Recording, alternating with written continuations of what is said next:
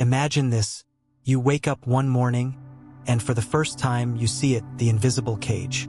It's not made of iron bars or locks, but of thoughts, habits, and unspoken rules. The walls are the beliefs you never questioned. The ceiling is the approval you constantly seek, and the floor is the fear of stepping into the unknown.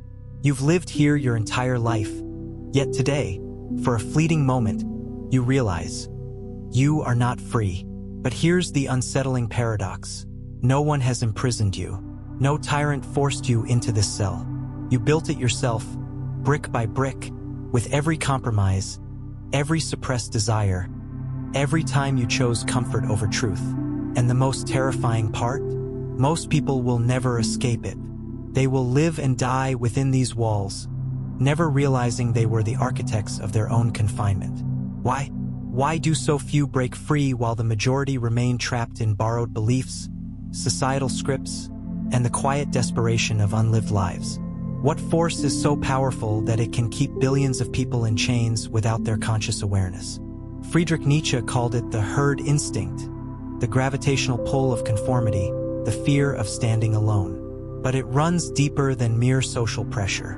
It's the way we cling to illusions of security, the way we trade our sovereignty for the cheap comfort of belonging. It's the lies we tell ourselves to avoid the dizzying responsibility of true freedom. Ask yourself, what have you accepted as truth without ever daring to question it?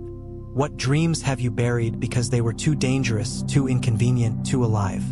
And if you were truly free, if you had the courage to tear down the walls, who would you be then? This is not a theoretical dilemma. It's the silent war raging beneath the surface of every life. And the first battle begins with a single, devastating realization. You are already in chains. The question is, will you remain there? The answer lies in understanding the hidden forces that keep you captive. Let's expose them. The cage is not an accident. It is the inevitable result of forces both ancient and invisible, forces that shape your desires before you even recognize them as your own. Nietzsche saw this with terrifying clarity. Morality is the herd instinct in the individual.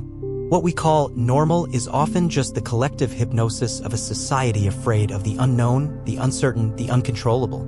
At the core of this imprisonment lies a psychological paradox. The very thing you believe protects you is what enslaves you.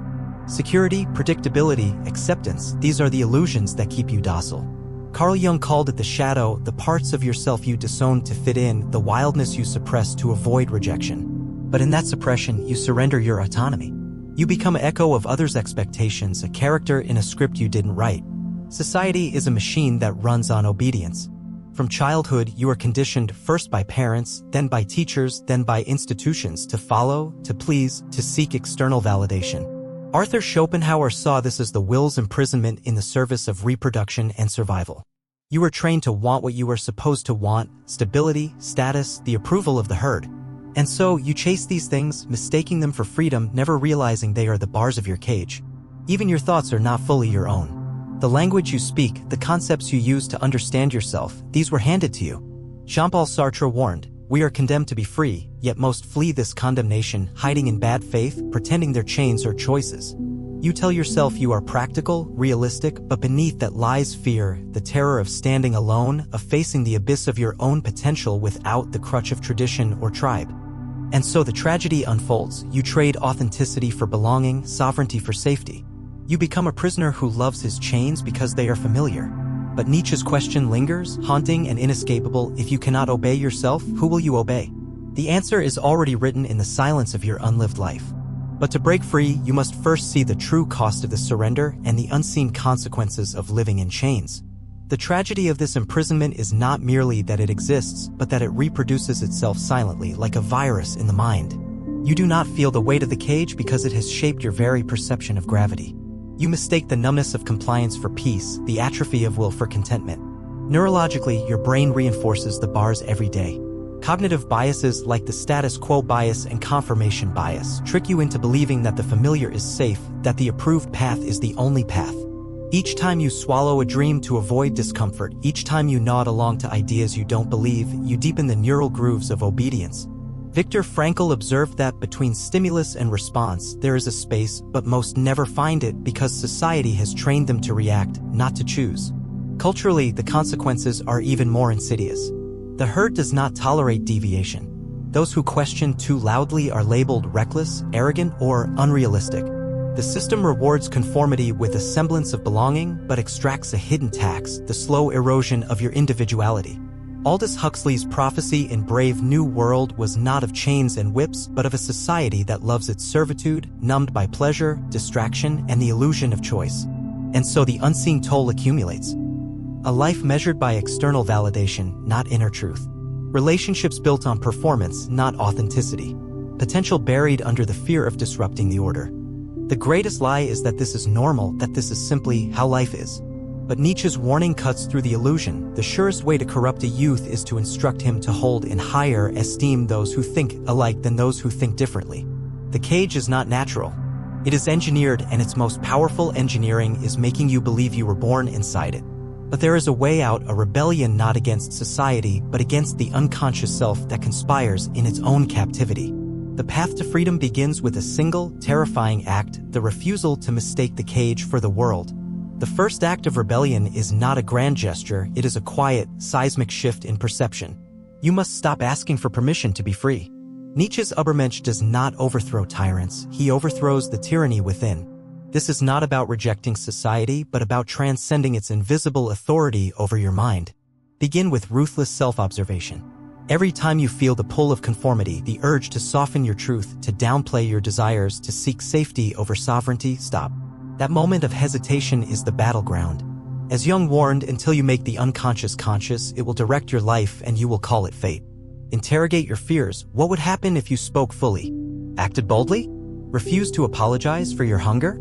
The chains are only as strong as your belief in their necessity. Next, embrace creative destruction.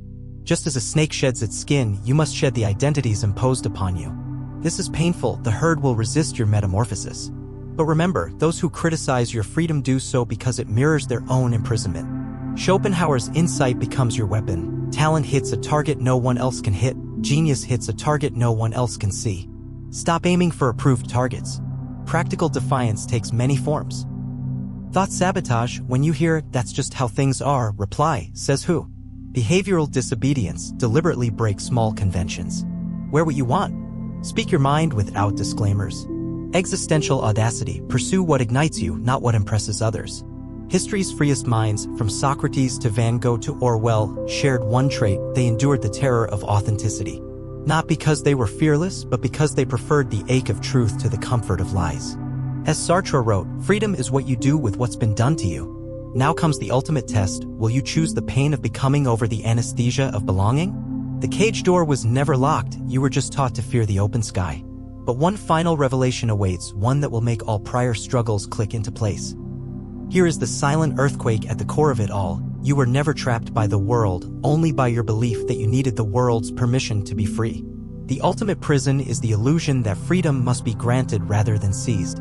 Nietzsche's most devastating insight was this: no one can build you the bridge upon which you must cross the river of life, no one but you alone. This is the paradox of liberation. The moment you realize the cage was made of nothing but your own unexamined assumptions, it dissolves. But this realization is not intellectual, it is experiential. You must live your way into freedom by refusing to perform, to apologize, to contort yourself into shapes that please the herd. Viktor Frankl, surviving the horrors of Auschwitz, discovered that even in literal chains, the last of human freedoms is to choose one's attitude. If this is true in a death camp, what excuse remains for those imprisoned only by thought? The final barrier is not fear, but grief, the mourning for the life you might have lived had you broken free earlier. Yet here lies the alchemy: your suffering was never meaningless. Every moment of frustration, every stab of inauthenticity was the friction necessary to awaken you. As Jung wrote, there is no coming to consciousness without pain. The herd sleeps because it refuses this pain, you are waking because you've stopped numbing it. Now you see the ultimate truth: freedom is not a destination, but a way of moving through the world. It's the courage to stand in the storm of uncertainty and say, I alone must live this life, so I alone will define it. The price is loneliness, criticism, the terror of your own vast potential. The reward? A life that is yours, not a replica, not an apology, but a singular, blazing testament to what it means to be unbowed. So ask yourself one last question: what would you do if you were not afraid? Then do it. The cage was open all along. Walk out.